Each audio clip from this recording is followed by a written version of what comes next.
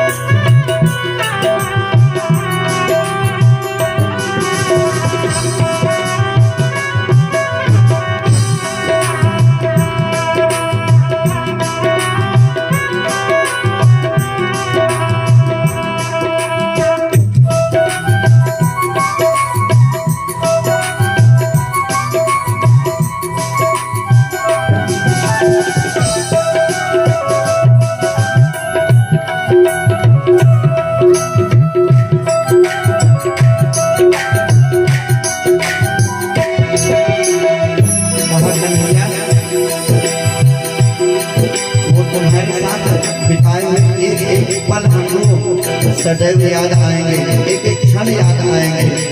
कहा कन्हैया पे तेरा श्याम मटकी खोलना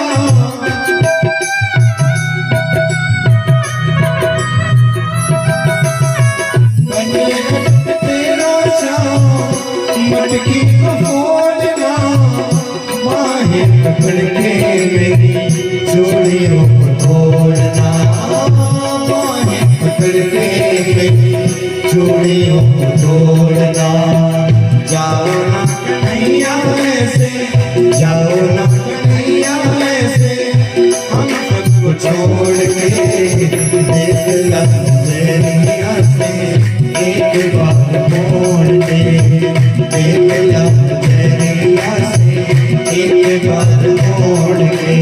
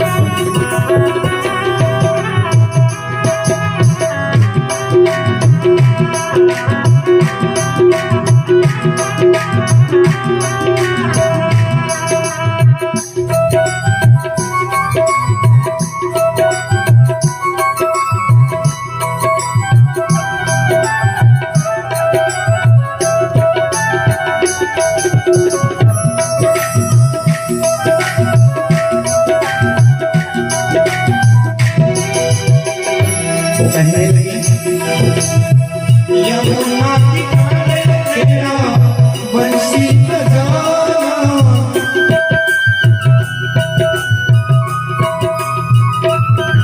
यमुना किनारे तेरा बंसी बजाना बंसी बजा के हमको बुलाना बंसी बजा के हमको बुलाना मुरली की धुन पे अब तो मुरली की धुन पे अब तो जाए कैसे दौड़ के एक नजरिया से एक बार मोड़ के एक नजरिया से एक बार मोड़ के अच्छा सावरिया ऐसे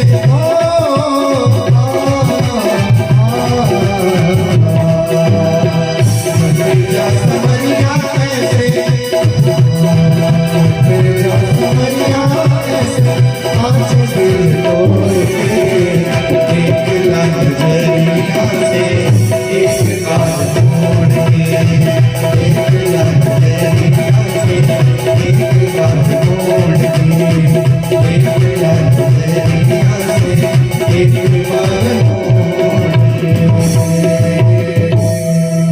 परंतु आज कन्हैया ने कहा राधा मैं आपसे वादा करके जा रहा हूं, मैं परसों वापस आ जाऊंगा। कभी ने भाव दिया ना कि घर सो घन श्याम गए कहीं गए, क्या करके गए? ब्रज में हम आवेंगे परसों, परसों ही देखत घाट सदा, ब्रज नारी के बीत गए परसों, परसों मुलाकात न भई हरसो, वो तो छाए रहे खूब जा घर सो, और परसों को बिताए दियो बरसों, तरसों कब पाए पिया परसों। तो जन ध्यान देंगे कि परसों को बिताए दियो बरसों, तरसों कब पाए पिया परसों।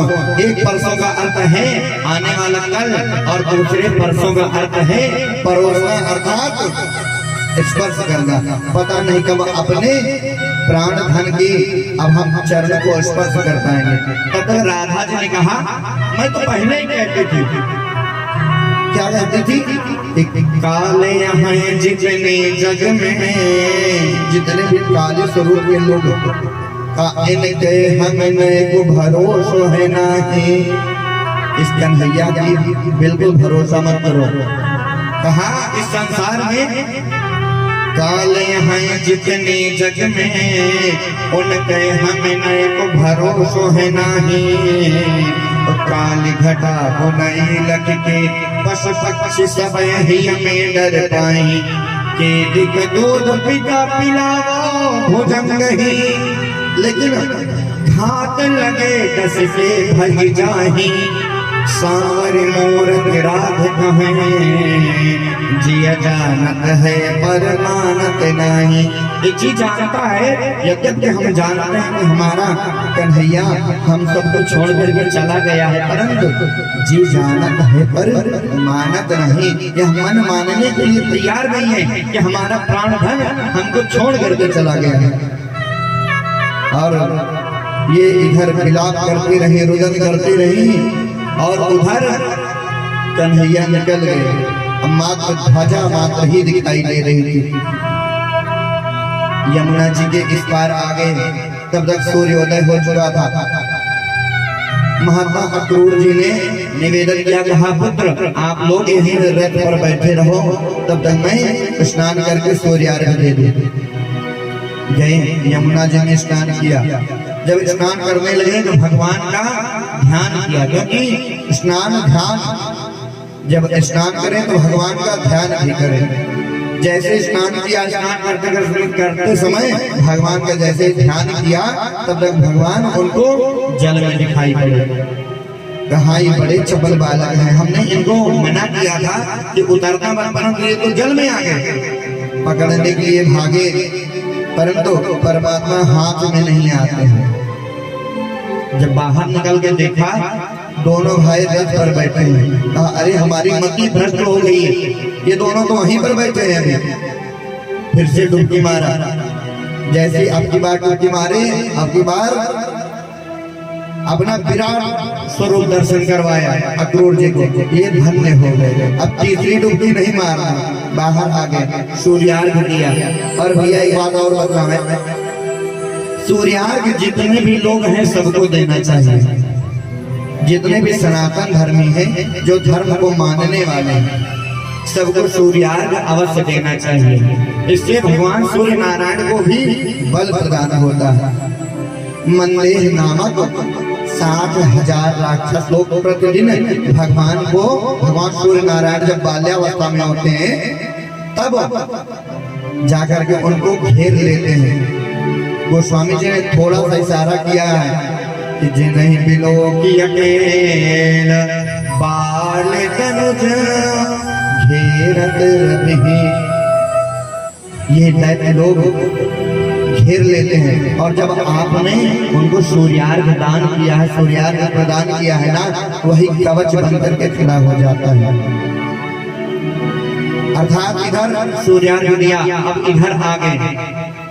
जब यहाँ आ गए, मचो शोर मथुरा नगर, आवत नंद कुमार। जैसे शोर हुआ, जितने भी युवतियां इत्यादि थी सब छोड़ करके निकल गए गृह के काज विसार। सारे घर के जितने भी कार्य थे सबको छोड़ करके भाग निकले भगवान के दर्शन करने के लिए। आज कोई साड़ी घाघरे की साड़ी, कोई हार किंगड़ी को कोई हार, जितना भी श्रृंगार किया जल्दी जल्दी में उलट पलट हो गया। कोई कर्णफूल एक धारण चरण हो गए, कुंडल व कंकड़ ही नूपुर श्रृंगार है। सारा श्रृंगार ही उलट पुलट हो गया। कहीं हमारे गवाक्ष के सामने से, हमारे द्वार के सामने से निकल न जाए। आज भगवान उस वीथी में भ्रमण करने के लिए निकले हैं। नंद बाबा इत्यादि भी आगे, जितने गोप सखा भी थे ये सब छकड़ों पर दूध नहीं इत्यादि लाद करके ये भी मथुरा आ गए। नंद बाबा से निवेदन किया, कहा बाबा हम जा रहे हैं आज मथुरा से भ्रमण कर हाँ जाओ ठीक है, परंतु यह अपना नंद गांव, ये अपना वृंदावन नहीं है, थोड़ा ध्यान से जाना, ये दुराधर कंस की नगरी है। बोले ठीक है बाबा। निकल पड़े सारी युवतियां इनको देखने के लिए बेचैन है। अरे वो देवी के 8वें गर्भ के रूप में जो उपस्थित हुए थे ये आज आए हैं, कितना सुंदर स्वरूप है। आज इनकी भी वही दशा हो रही है जो त्रेता युग में हमारे राघवेंद्र सरकार की हुई थी। थोड़ा सा अधिक टाइम लेंगे, अधिक समय नहीं लेंगे, थोड़े से अंतराल में ही आपको बतलाते चले। त्रेता युग की बात है जब बक्सर का यज्ञ पूर्ण हो गया, एक धनुष यज्ञ वहां भी चल रहा था। धनुष यज्ञ का उत्सव वहां भी चल रहा है जनकपुर में। आज भगवान राघवेंद्र सरकार जी ने निवेदन किया महाराज से, महात्मा जी से कहा, गुरुदेव भगवान नाथ लखनपुर देखन चाही। कहा नाथ ये छोटे भाई जो अनुज है लक्ष्मण जी, ये इस जनकपुरी को देखना चाहते हैं। जैसे कहा देखना चाहते हैं, कहा ठीक है जाओ, परंतु जाय देखिया बहु नगर सुख निधान दो भाई। जाओ देख आओ, परंतु आप देखने नहीं दिखाने जाओ। क्या करम सफल सबके नयन सुंदर बदन दिखाए। कहा आप देखने नहीं दिखाने जाओ नाथ, सबके जीवन को धन्य कर दो, अपना तेज दिखा करके, अपना स्वरूप दिखा करके, सबको दर्शन दे करके सबके जीवन को ही धन्य कर दो। आज ये भ्रमण कर रहे हैं। जनकपुर के बालक लोग थोड़ा हास परिहास करने लगे। कहा भैया ये देखो ये विदेशी, जैसे आज इनको विदेशी परख समझ करके हास परिहास कर रहे हैं, कैसे ही हास परिहास कर रहे थे। तब तक लक्ष्मण जी उनसे रहा नहीं गया। राम जी ने कुछ नहीं कहा, परंतु लक्ष्मण जी ने कहा भैया यदि जो धनुष यज्ञ हो रहा है यदि यह आपस से टूट जाए तब क्या होगा, ये अपने रिश्ते में क्या हो जाएंगे। भगवान ने कहा ये तब तो अपने सार हो जाएंगे, साले हो जाएंगे, साले। जैसे ही कहा सार हो जाएंगे, लेकिन भैया ये जनकपुर वाले और भी ज्यादा आगे थे, क्योंकि ये भक्त हैं, ये सदैव भगवान से आगे सदैव रहते हैं। उस जनकपुर के वासी ने कहा भैया हम तो कम से कम इनके सार हो जाएंगे ठीक है, लेकिन आपके भैया जी जो हैं ये तो सारों के सार हैं। कैसे? या असार संसार में राम नाम एक सार। श्रेष्ठ बात है, सारा तत्व भी होता है ना। या असार संसार में राम नाम एक सार, इनकी समता को करे यही सार के सार।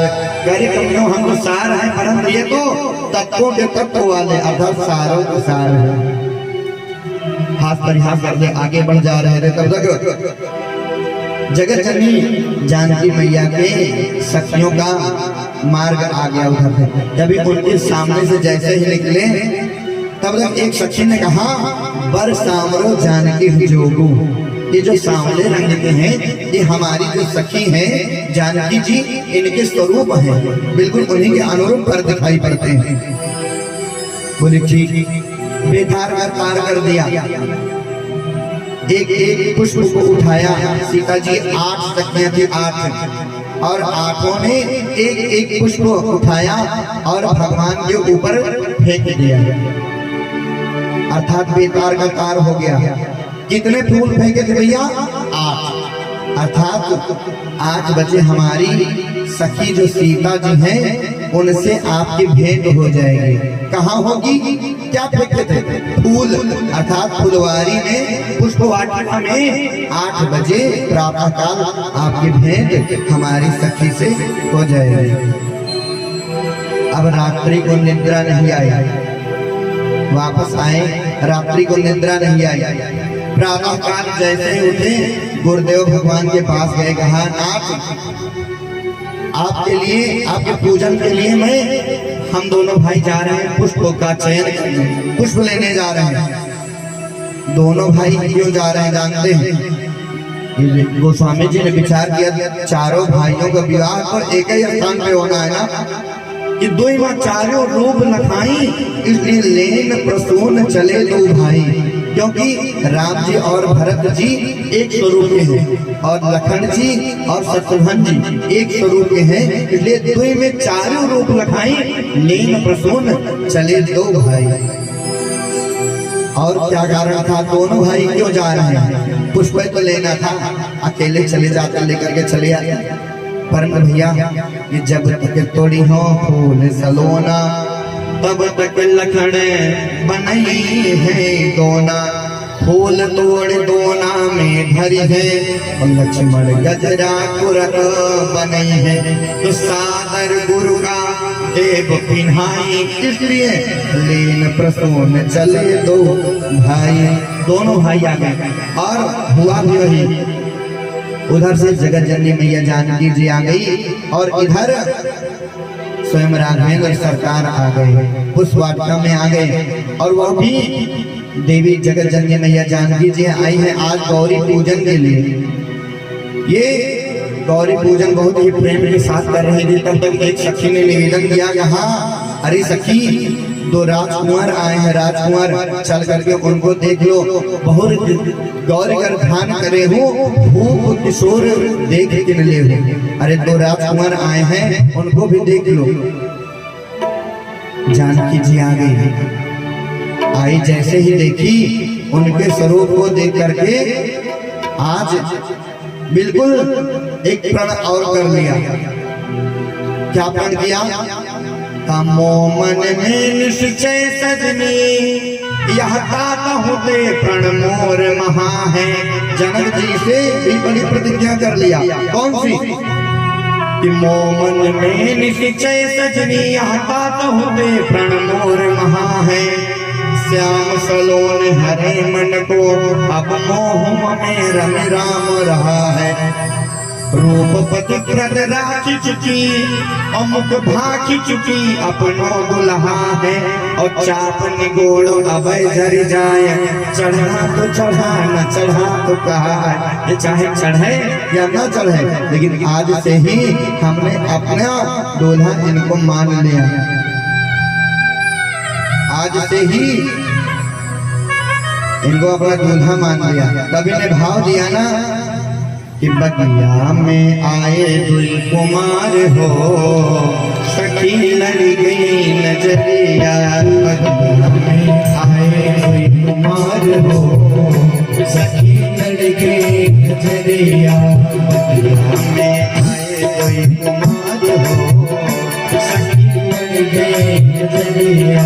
बगिया में आए 2 कुमार हो, सखी लड़ गई नजरिया। और स्वरूप कैसा है उनका?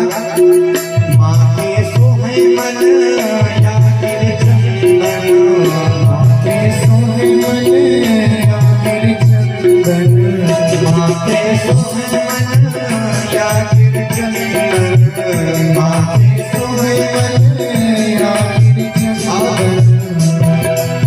चंदन।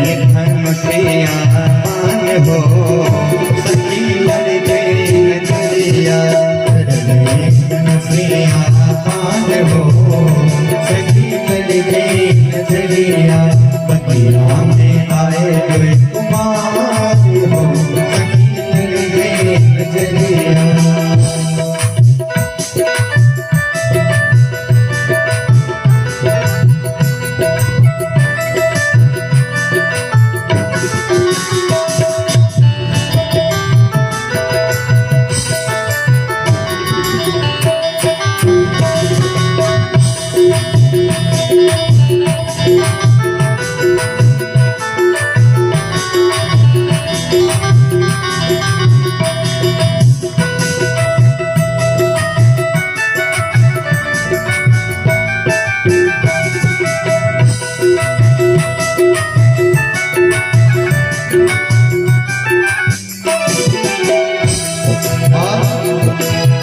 छोटे छोटे पाँव छोटे छोटे पाँव सोहे छोटे छोटे पाँव छोटे छोटे पाँव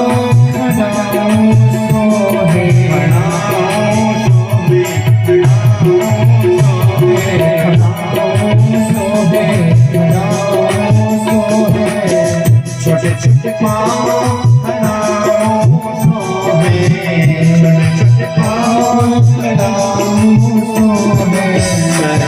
मधुरी चाल हो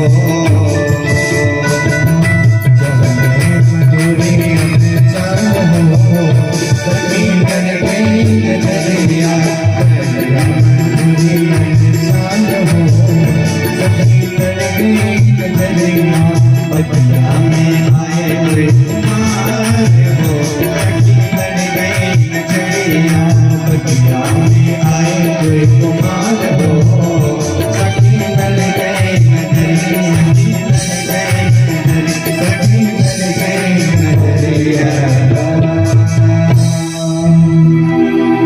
आज भयो शोर मथुरा नगर आवत नंद कुमार, जैसे ही शोर हुआ वैसे ही सुनत चले नर नारी सब गृह कर काज विसारी। आज वही स्थिति इधर मथुरा जी में भी है, इधर मथुरा जी में आज वही स्थिति हो गई है। आज पहुंच गए उस धनुष यज्ञ का उत्सव जहाँ पर होना रहा, जो पुराना धनुष रखा था उस स्थान पर पहुंच गए। और जैसे ही पहुंचे आज भैया बलदाऊ जी से कहते हैं, कहा भैया इस धनुष को एक हाथ से उठाना या दो हाथ से। ये हाथ परिहास समझ करके ये आपस में हंसने लगे। कन्हैया ने कहा कोई बात नहीं, कहा अभी आते हैं थोड़ी देर में। ये आपस में मंडला करने छोटा सा बालक है कैसा परिहास करता है। और आगे बढ़े तो देखते क्या है, रजगंडुकच्छिदायांतम तरंगकरं गदाग्रजा। सामने से एक धोबी चला आ रहा है, धोबी सामने से धोबी आ रहा। कहा भैया हमको भी एक वस्त्र दे दो भैया, वस्त्र। कहा अरे ये दृश्य में हुआ था बनेचरा। अरे बनेचर, अरे वन में रहने वाले जीवों के सदृश अपना मुख देखो पहले। कहाँ ये रेशम के वस्त्र और कहाँ आप, कहाँ तुम। कन्हैया ने कहा अरे भैया बलदाऊ ये बतलाइए हमारा मुख खराब है क्या। बोले नहीं नहीं, इस मुखमंडल को देखने के लिए तो सब लोग तरस रहे हैं। ऐसे हाथ परिहास में बात ही बात में एक गुस्सा जमा दिया धोबी के गंडस्थल पर, और वह रक्त बमन करता हुआ मृत्यु को प्राप्त हो गया। जो अन्य ग्वाल साथ में थे कन्हैया के, कहा भैया ये चौपाए कैसे रोके जाते हैं बढ़िया से मालूम है ना। पकड़ लो। गधे को रोक लिया और जितने भी रेशम इत्यादि के वस्त्र सब ने धारण कर लिया। कहा भैया आज हम भी मामा के घर चलने के लिए तैयार हो गए, बढ़िया रेशम का कुर्ता मिल गया। आज तक तो कभी चार हाथ पटुआ लगे लपेटे रहे कट से। नंद बाबा को छोटी सी वही कांचनी बांध दिया करते थे पीताम्बर के स्वरूप में।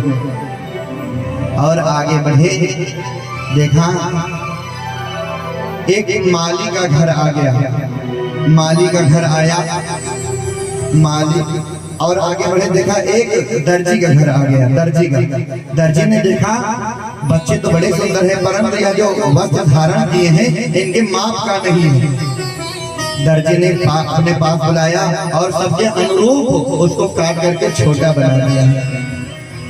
दर्जी पर कृपा कर गई। भगवान ने आशीर्वाद दिया कि हमारी स्मरण शक्ति सदैव ही बनी रहेगी।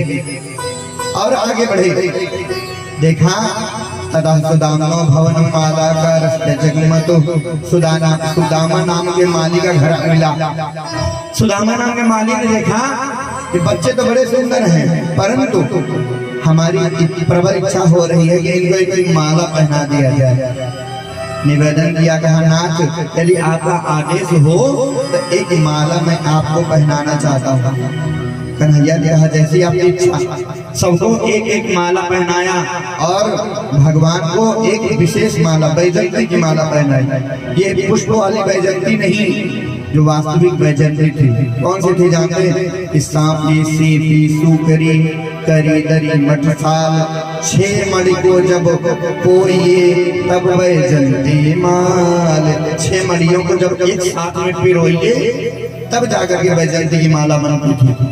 ऐसे दुर्लभ मणियों की माला भगवान को अर्पण किया। भगवान ने उस माली को भी आशीर्वाद दिया, तेरे द्वारा दिया गया बासी पुष्प भी मैं स्वीकार करूंगा।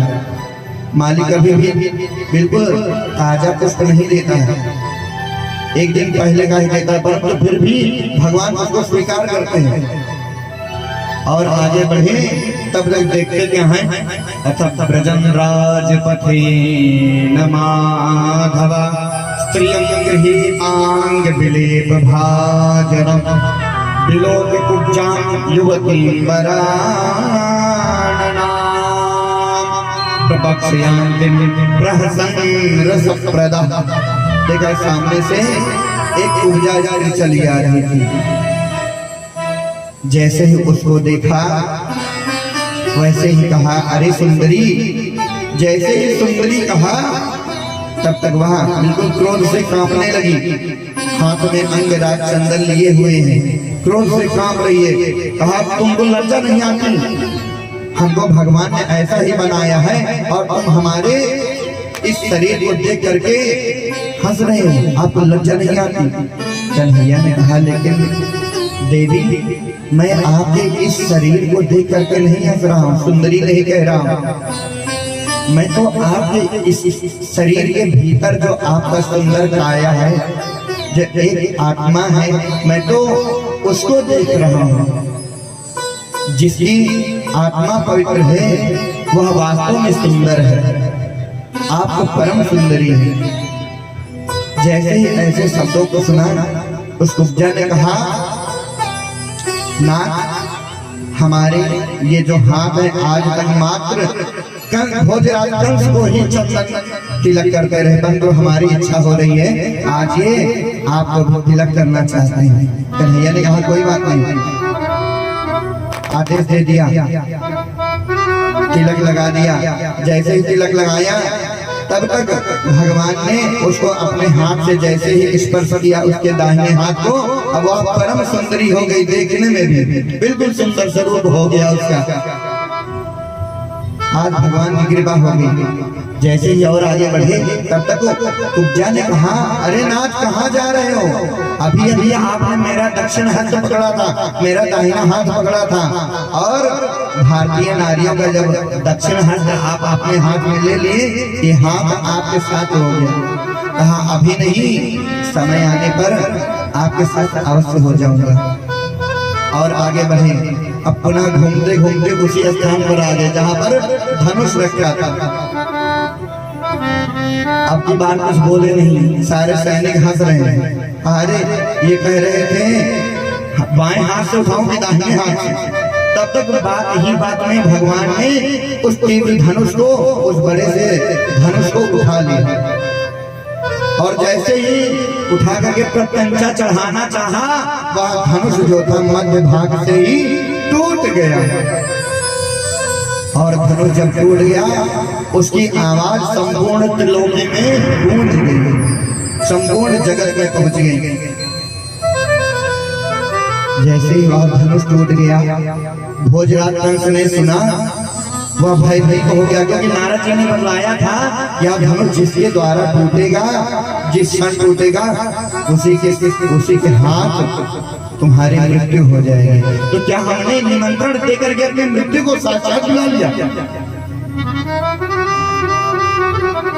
इधर वापस आ गए कन्हैया, नंद बाबा भी आ गए हैं ना। निवेदन किया, कहा बाबा हम गए थे भ्रमण करने, एक बड़ा ही जीर्ण धनुष था, वो हम उसको जैसे उठाए वो टूट गया। बाबा ने कहा कोई बात नहीं। प्रातः काल हुआ, मल्लशाला तैयार हो गई, आज सभा लगाई गई। कंस ने कहा वसुदेव देव को ले आकर के बैठा दो, उग्रसेन को ले आकर के बैठा दो। उसके पिताजी उग्रसेन सबको ले आकर के बैठा दिया। कहा आज ये भी अपने पुत्रों का वध देखेंगे अपनी आंखों से। ले आकर के बैठा दिया। नंद बाबा ने कहा कन्हैया जल्दी चलो, नहीं तो दरवाजा बंद हो जाए। कहा बाबा आप चलो, हम आ रहे हैं, दरवाजा हमारे लिए ही खुला है, वो बंद नहीं होगा। कहा आप चलो। आज सभी जब चले गए, आज कन्हैया रुदन करने लगे। कहा भैया आज हमारी पहली सुबह है जब आज मैया जी हमारे लिए माखन मिश्री लेकर के नहीं आई है। आज माँ के आंचल से दूर आ गया हूँ भैया। ये विलाप करने लगे। कहा कन्हैया मैं तुमसे बड़ा हूँ। बलराम जी ने समझाया, कहा कन्हैया मैं तुमसे बड़ा हूँ और यह दायित्व माँ ने मुझको दिया है। जब आने लगे थे चुपके से थोड़े से माखन और रोटी साथ में दिया है। कहा कन्हैया को जरूर खिला देना, उनको बहुत पसंद, बहुत ज्यादा पसंद है। आज कन्हैया ने कहा भैया यह जो माखन रोटी है ना, यह वास्तव माखन रोटी नहीं है, आज मैया का आशीर्वाद है, जिसको आज हम खाने के बाद भोजराज कंस अर्थात जो हमारे मामा जी हैं उनको आज इस धराधाम से मुक्त कर दूंगा। ये आज उनका आशीर्वाद है माँ, ये माँ का आशीर्वाद है। आज आगे जैसे मुख्य द्वार पर पहुंचे, कुबलिया पेड़ हाथी 1000 घट मदीना पान करके उसको मुख्य द्वार पर ही लगा दिया गया था। जैसे ही वो प्रवेश करने लगेंगे तुम इनको रौंद दे दे। जैसे ही कन्हैया ने प्रवेश करना चाहा, तब तक महावत ने अंकुश लगा दिया हाथी के ऊपर। और जैसे ही अंकुश लगा, वह हाथी क्रोध से पागल होकर के कन्हैया की ओर भागा। कन्हैया की ओर भागा। कन्हैया शीघ्र ही एक ही हाथ से उसके सूंड को पकड़ा और पकड़ने के पश्चात एक धनुष आगे, 100 धनुष आगे खींच ले गए। कहा इस हाथी को यहाँ से हटा लो, और यदि नहीं हटाओगे ना तो मैं आपको इस हाथी के सहित यम सदन में भेज दूंगा। रास्ता तो हमको। और जब नहीं माने 100 धनुष आगे लेकर के चले गए।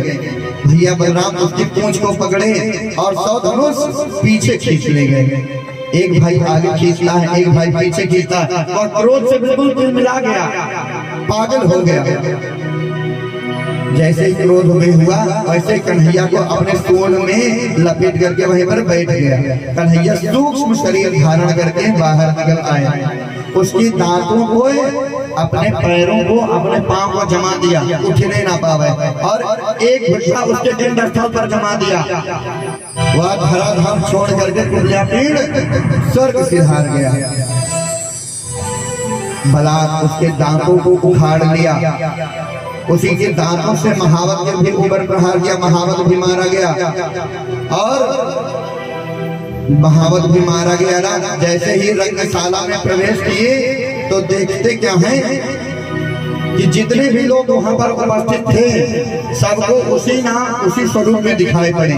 मल्लानाम चंद्रनाम नरवरा स्त्रीनाम मूर्तिमान गोपानाम सजनो जना सदाम सिद्धभुजा स्वास्ता सपित्रोय शिशो साक्षात जो महात्मा वसुदेव और देवकी हैं उनको अपने पुत्र के स्वरूप में दिखाई पड़े। मृत्योर्भोजपति विराट विदुषाम तत्वम परम योगिनाम, जितने भोजराज को उनके मृत्यु के रूप में दिखाई पड़ते हैं। जितने भी अर्थात कहने का भाव जो जिस स्वरूप में भगवान को देखना चाहता है उसी स्वरूप में आज भगवान को उस रंगशाला में देख रहे हैं। अर्थात जाकी रही भावना जैसी प्रभु मुहूर्त देखी तीन तैसी। आज जिसकी जैसी भावना है भगवान के वैसे ही स्वरूप का दर्शन कर रहे हैं। तब तक पहुंच गए चारों और मुष्टिक से पहले युद्ध होने लगा। हाँ, पहले मल्ल युद्ध होगा। कन्हैया ने कहा भैया नंद बाबा ने हमको कभी मल्ल युद्ध नहीं सिखाया है। हाँ, कुछ भी हो तुम तो महान बली हो, क्योंकि कुबलिया पेड़ हाथी को मारना कोई बड़े ही आश्चर्य की बात है और वह मर चुका है। इसका सबूत आपके कंधे पर रखे ये दांत दे रहे हैं। जैसे ही चारों मुष्टिक शल दूसर इत्यादि सब लोग एक साथ ही आ गए और भयंकर मल्ल युद्ध होने लगा। और देखते ही देखते सबके सब मारे गए। जब सब मारे गए आज उस कंस ने सबको आदेश दे दिया। सबको आदेश दिया, कहा जितने भी सैनिक है सब एक साथ टूट पड़ो और इन दोनों पुत्रों को उठा करके इस परिसर से बाहर फेंक दो। वसुदेव इन वसुदेव के दोनों पुत्रों को उठा करके इस रंगशाला के बाहर फेंक दो और धनम हरत गोपा नाम इन गोपों का संपूर्ण धन हरण कर दो। वसुदेव का वध कर दो, देवकी का वध कर दो। तब तक कन्हैया ने कहा मामा जी अब संपूर्ण हो गया सब। एक ही तुरंत भगवान थोड़ा सा उछले और सीधे पहुंच गए उसके सिंहासन के पास। सिंहासन से पकड़ आज जैसे पहुंचे उसके केसों को पकड़ लिया। उसके केसों को क्यों पकड़ा जानते हैं? क्योंकि जब आकाशवाणी हुई थी उस समय देवी देवकी के केसों के ही पकड़ा था इसने। आज मामा के केसों को पकड़ लिया, उनको घसीटते हुए मंच से नीचे लेकर के आ गए। नीचे ले आए, पटक दिया, उनके वक्त छत पर बैठ गए। कहा मामा जी आज आपके पाप का घड़ा भी संपूर्ण हो गया है। आपने निरपराध मेरे 6 भाइयों की हत्या कर दी। हमारे निरपराध माँ बाप को इतने दिन तक कारागार की यातनाएं देते रहे। इतना कहते कहते एक गुस्सा उनके स्थल पर जमा दिया और वह कंस एक धरा धाम को छोड़ करके सिधार गया। बोलो बाल गोविंद भगवान की, समर्दन भगवान की। आज कंस मारा गया। उसके 8 भाई निग्रोध कंग इत्यादि सब लोग एक साथ आए, सबका वध कर दिया। और जब सबका वध हो गया तब सबसे पहले अपने माता जी पिताजी के पास गए, निवेदन किया, कहा माँ आपको हमारे ही कारण इतने दिन तक इन दुखों का उपभोग करना पड़ा। मैं उसके लिए क्षमा प्रार्थी हूँ माँ। मातरम पितरम वृद्धम, कहा जो व्यक्ति अपने माता पिता की वृद्ध माता पिता की सेवा नहीं करते हैं, भारवी अर्थात साध्वी भार्याम, अपने साध्वी भार्या का भरण पोषण नहीं करते हैं तो श्वसन मृता, वो सांस लेते हुए भी मरे के समान है। कहा माँ इतना कष्ट आपको हमारे कारण हुआ, उसके लिए मैं क्षमा प्रार्थी हूँ। आज मैया ने अपना दूध पान करवाया कन्हैया को। कहा नाथ आज हम भी पुत्रवती हो गई। आज वास्तव में हम भी पुत्रवती हो गई। भगवान अपने नाना उग्रसेन को राजगद्दी पर बैठाए, उनका पुनः राज तिलक किया और स्वयं उज्जैन नगरी में क्षिप्रा नदी के किनारे संदीपनी आश्रम में ये शिक्षा ग्रहण करने के लिए चले गए और 64 कला विद्या मात्र 64 दिन में ही सीख गए। आज जब विद्या संपूर्ण हो गई, आने के लिए विदाया लेने लगे गुरुदेव जी से निवेदन किया, कहा नाथ गुरु दक्षिणा बतलाइए। कहा उनको गुरु माता से पूछ के आता हूँ। अंदर के गुरु माता से पूछा, आज से 8 वर्ष पहले हमारा पुत्र प्रभास तीर्थ में खो गया था, निवेदन कर दो नाथ वही ले आ गए। भगवान पहुंचे समुद्र के पास पहुंच गए। जैसे ही समुद्र को बुलाया, अब की बार समुद्र तुरंत आ गया। त्रेता युग वाली गलती नहीं करना है, अपनी बार तुरंत ही उत्पन्न हो गया। जैसे उत्पन्न हुआ, कहा हमारे गुरुपुत्र क्या आपके पास है? कहा नहीं नाथ हमारे पास नहीं है। सीधे पहुंच गए संजीवनीपुरी में। संजीवनीपुरी पहुंचे, संघ ध्वनि बजी और जैसे ही शंखनाद हुआ, स्वयं धर्मराज बाहर आए। कहा भैया हमारे गुरुपुत्र आपके यहाँ है? बोले है नाथ हमारे यहाँ है, बिल्कुल कुशल से है। कहा ले आओ। ले आकर के मैया की गोदी में डाल दिया, गुरु माता की गोदी में डाल दिया। गुरु दक्षिणा पूर्ण हो गई। वापस आ गए मथुरा नगरी में। अब बिल्कुल सब कुछ ठीक ठाक हो रहा था, परंतु एक दिन कन्हैया अपने महल की अटारी पर चढ़ करके वृंदावन की ओर मुख करके वहां से आने वाली वायु को स्पर्श कर रहे थे और विलाप कर रहे थे, रुदन कर रहे हैं। आज कन्हैया स्वयं रुदन कर रहे हैं, याद करते हैं वो नंद बाबा का कंधा, वो मैया यशोदा का पलने में झुलाना। आज भगवान को वृंदावन की बड़ी याद आ रही थी। जब वृंदावन की याद आ रही थी, ये रुदन कर रहे हैं, तब तक पीछे से उद्धव जी आ गए। उद्धव जी ये भगवान के मंत्री हैं और साथ ही साथ सखा भी हैं। आए, कहा कन्हैया आप रुदन कर रहे हो? कन्हैया ने कहा अरे उद्धव जी, जब कोई भक्त हमारे लिए रुदन करता है, कोई विलाप करता है ना, तो हम भी उसके लिए रोते हैं। जब कोई हमको याद करता है ना, हम भी उसको याद करते हैं। आज जितने भी गोपिकाएं हैं ये रुदन कर रही है हमारे लिए, आज बड़ी याद आ रही है। हमारा एक काम कर दो उद्धव, बड़ा उपकार होगा। महानाथ आदेश करिए। कहा तुम वृंदावन चले जाओ। वृंदावन कहा वृंदावन चले जाओ और गोपिकाओं को समझाओ वहां जाकर। ये बृहस्पति महाराज के शिष्य हैं। उद्धव जी साक्षात बृहस्पति के शिष्य हैं। इनको अपनी विद्या का बड़ा ही अहंकार है। ये सोच रहे हैं हम जाएंगे वृंदावन तो वहां पर गोपिकाओं को हम जब ज्ञान का उपदेश देंगे वो सम्मान जाएंगे, कन्हैया को भूल जाएंगे।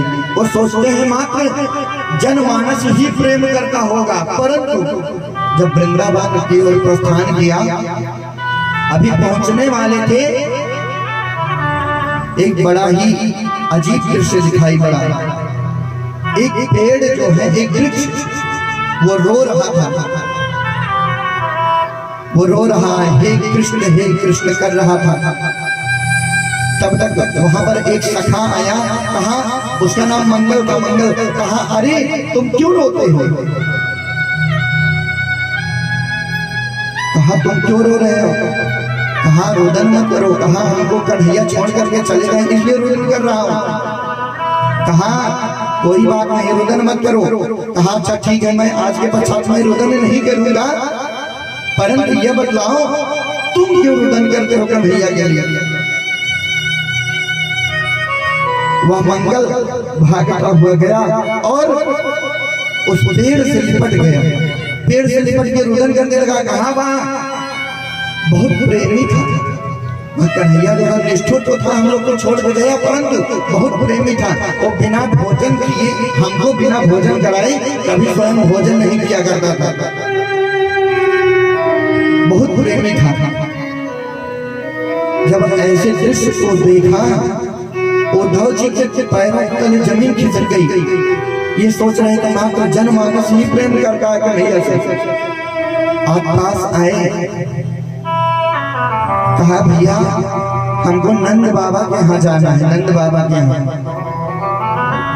परिचय बतलाया। यहाँ मेरा नाम उद्धव है। और मैं श्री कृष्ण का सखा हूँ, सखा, और मैं उनका संदेशा ले आया हूँ। कहा अच्छा, परंतु अब क्यों जा रहे हैं वहां पर? क्या अभी कन्हैया को चैन नहीं मिला? इतना इनको, अब वो जो नंद बाबा हैं उनको आंखों से दिखाई कम देता है, और जो यशोदा जी हैं इनको सुनाई कम देता है। हाँ, लेकिन मैं कृष्ण का संदेश लेकर के आया हूँ। कहा अच्छा ठीक है, आप चले जाओ, इस रास्ते से जाना, थोड़ी दूर जा करके आप दाहिने घूम जाना, फिर बाएं जाना, फिर दाहिने जाना।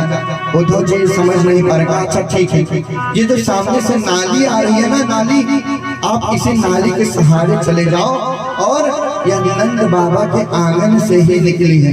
और सावधान रहिएगा, आपका पैर, आपका पांव कहीं इस नाली में स्पर्श न हो जाए, क्योंकि जिसको आप नाली के स्वरूप में देख रहे हो ना, ये सारे ब्रजवासी के आंसू हैं, आंसू, जिन्होंने एक नाली का स्वरूप धारण कर लिया। उद्धव जी सोचने लगे, अरे इतना प्रेम। आज गए, जैसे ही नंद बाबा के आंगन में प्रवेश किया, नंद बाबा आए, इनका बिल्कुल कृष्ण के जैसा ही स्वागत सत्कार किया। बिल्कुल स्वागत सत्कार हुआ। आज उद्धव जी ने कहा, माता, हे मैया यशोदा, कन्हैया ने आपका कुशल क्षेम जानने के लिए हमको पूछा है, हमको भेजा है यहाँ पर। अच्छा, कुशल क्षेम? बोले हाँ। बोले कन्हैया से कह देना, यदि वो वहां पर कुशल से है ना, तो उसकी मैया बिल्कुल कुशल से है, क्योंकि माँ बाप की कुशलता तो उसके बच्चे की कुशलता नहीं है। माँ बाप की कुशलता तो उसके बच्चे की कुशलता में है ना। कहा कन्हैया से कह देना, यदि वो कुशल से है तो मैं बिल्कुल कुशल से हूँ।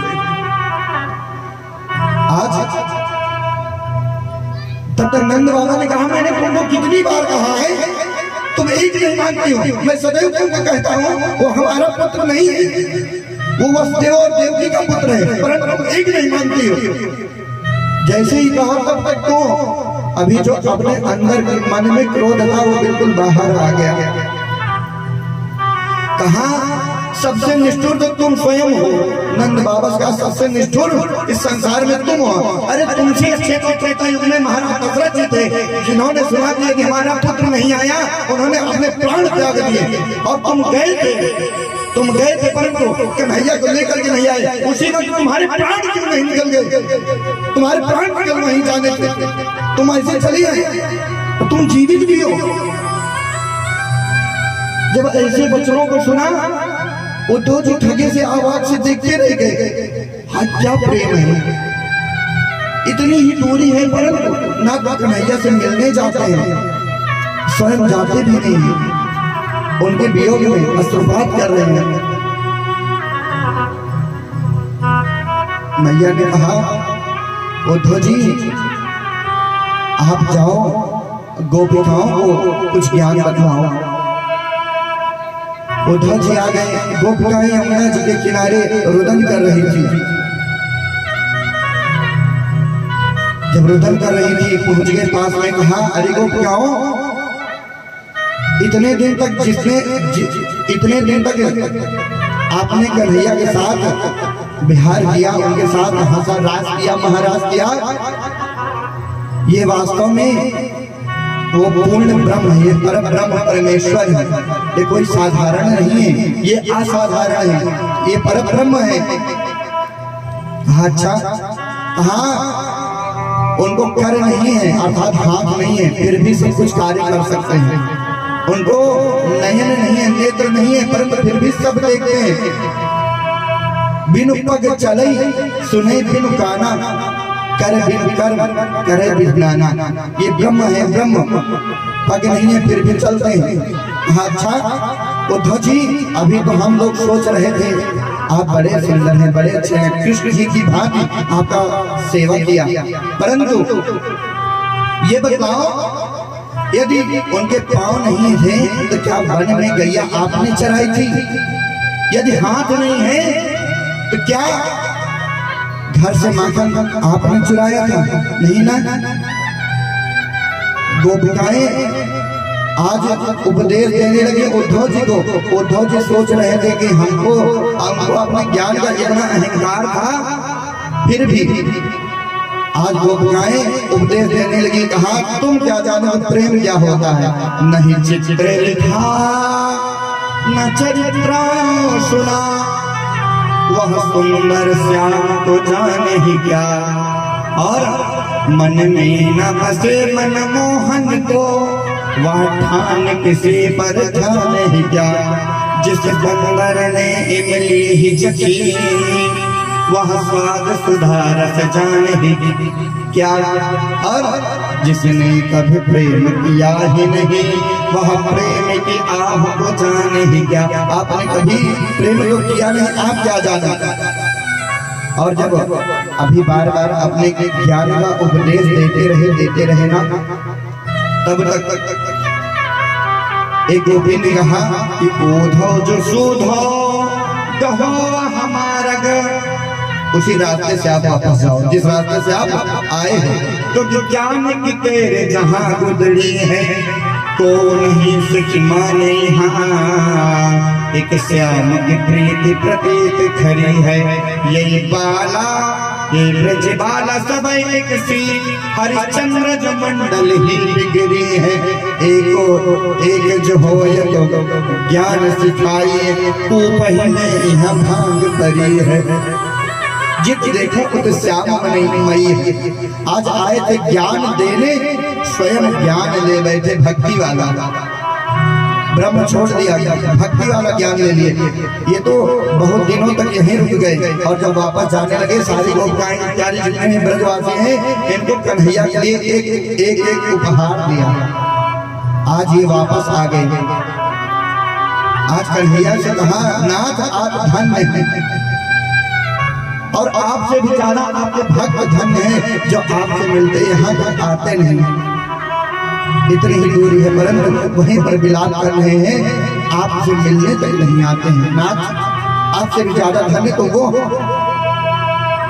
और इधर तब तक कंस की जो दो पत्नियां थी, अस्थि प्राप्त सकंद से महिष्यौभर सब, अस्थि और प्राप्ति दोनों कंस की पत्नियां हैं। ये दोनों अपने पिता जरासंध के पास पहुंच गए, मगध राज जरासंध के पास पहुंच गए। पहुंच करके आप वैधव्य के कारण अपने विधवा होने का कारण बतला दिया, और जैसे ही विधवा होने का कारण बतलाया तब तक उसने प्रतिज्ञा की, जरासंध ने प्रतिज्ञा की, अयादवे महीन कर तुम चक्रे परमोद्यम, मैं इस अखंड अवनी को, इस पृथ्वी को ही मैं यादवों से रहित कर लूंगा। प्रतिज्ञा कर लिया। ऐसी प्रतिज्ञा करके वह 23 अक्षौहिणी सेना लेकर के इधर मथुरा जी में आ गया। मथुरा जी को चारों ओर से घेर लिया। ये एक अक्षौहिणी होती कितने की है जानते हैं? 23 अक्षौहिणी लेकर के आए। एक अक्षौहिणी कितने की होती है?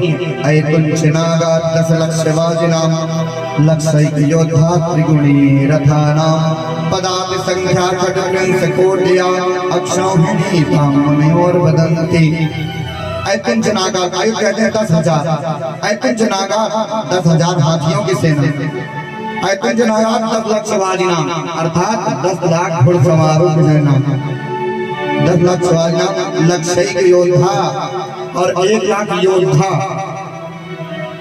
लक्ष्य योद्धा त्रिगुणी रथाना और उसका 3 गुना रथी जो है अर्थात 3 लाख। 3 लाख रथी। लक्ष्य योद्धा त्रिगुणी रथाना। पदार्थ संख्या खट त्रिंश कोटया।